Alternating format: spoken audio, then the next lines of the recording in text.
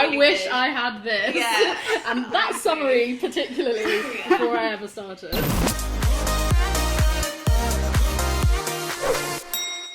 You are tuned into Soul's weekly YouTube show, Season with Soul, where we discuss all things Christian dating and singleness.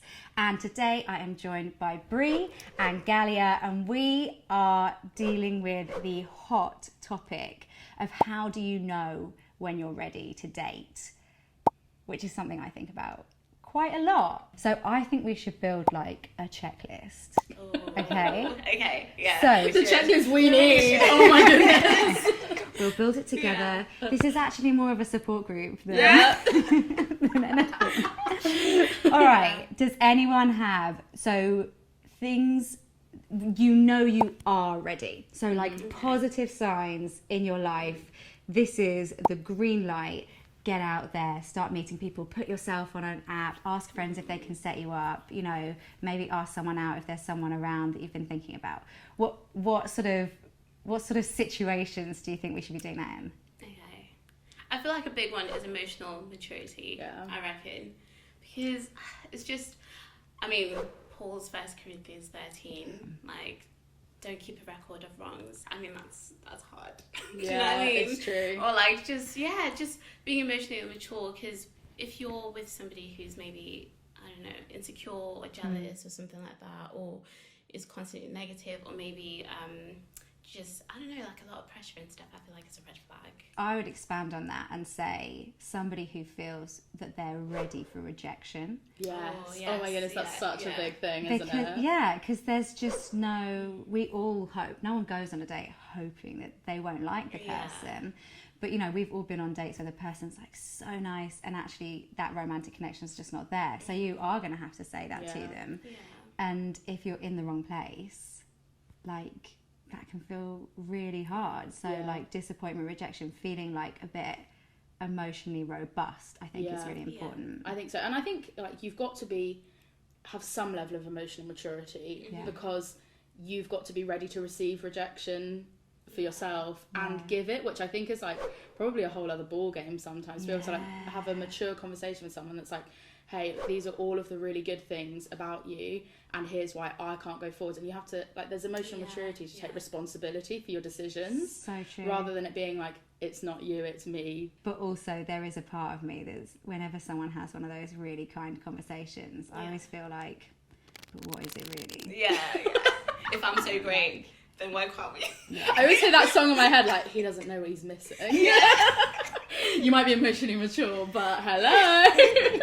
So we need to be emotionally mature, Yeah. emotionally robust. Yeah. We need to be prepared to be brave about having those conversations and to be able to round things off or end things well, even if it's after 1 day or 3 months or whatever, I think is really key. Yeah. So if you're a bit cowardly, then that's not for you. Yeah, right. for sure. Anything else that we feel like is really important before you start off in a relationship? I think you have to look at your availability, not in a like get a PA and look at your calendar, but like if you've actually not got free time, what on earth are you planning on investing in another person? Like, if you're enjoying this episode, make sure you like and subscribe. We'd love to see you back here for more content on the Soul YouTube channel. If we flip this, do you feel like there are specific things you can see, either from your experience or just from like chatting to people and stuff, and you think you really shouldn't be dating right now? You are not ready. You're not in the right headspace. What's on the other checklist? Okay, one thing is like being dependent like too much, you know, because obviously you're supposed to leave and cleave, right? You need to leave your mum and dad.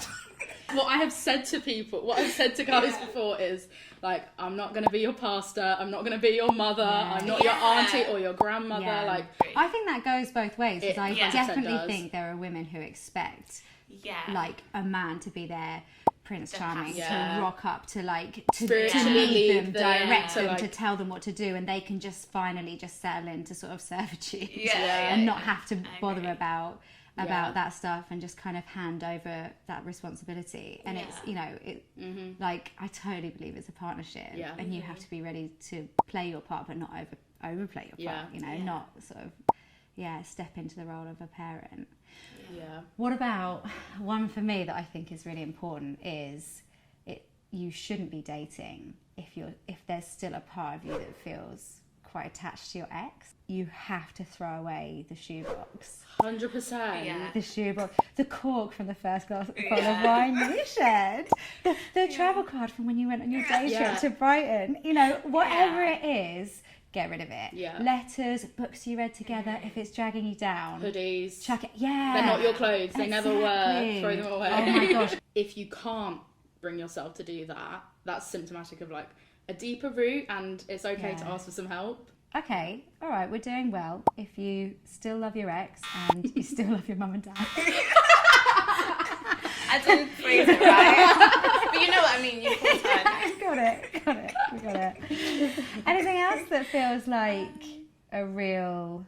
I would say a big one is like, who else is around them in their world? Like, I think you're probably not ready to date if you've not got like community around you, like people who can champion the best in you and like challenge the worst, and people who like genuinely love you, and if you get a rejection that feels a bit hard can kind of catch you on the way down, and you know, people who genuinely like can be the voices who are like, no, but you are great, you really do deserve the best, like you really are worth more than what you're getting right now. Like, you is kind, you is smart, you is important. I think you're not ready if you've not got those kinds of people around you. And if you have got those kinds of people, you can always ask them if they think you're ready as well. Like, they'll probably be, if they're the right people, they will be honest. I totally agree. And when we were talking before, something that you brought up, Galia, was like, if someone's a new Christian, you know, maybe this is just a time for them to invest in that relationship and work that out, rather than sort of diving into a relationship. Let him show you like what the rough edges are and the broken bits that you maybe didn't even know about until you met him, because he's the kind of friend who will do that for you. And like, do that journey with him, and don't confuse like what he's doing in you with what someone else might be offering you in your life, because honestly, his transformation will last forever and is a great foundation for everything else in life, but looking to him first is like just the best thing ever. One thing that keeps coming to my mind though is like this question of being ready. I think it's so easy to look at that stuff and go like, oh no, I've got a lot more of my personal work to do, you know, I want to be here, I want to have this job, I want to have enough money to pay for this and this, and you know, I want to be in this place and I'm ready for that, and emotionally have done this. There's a part of me that thinks like we're never really ready for anything. Do you know what? I should actually be putting myself out there a little bit, like be proactive rather than thinking, no, I've got to be perfect. Like I think proactive over perfect. So if you're in a That's good place. Proactive. That should be like we should put that at the bottom. Proactive over perfect. That's so good, because at some point I was like lying to myself. I was like, I think I've got the gift of singleness, but I don't. I think if you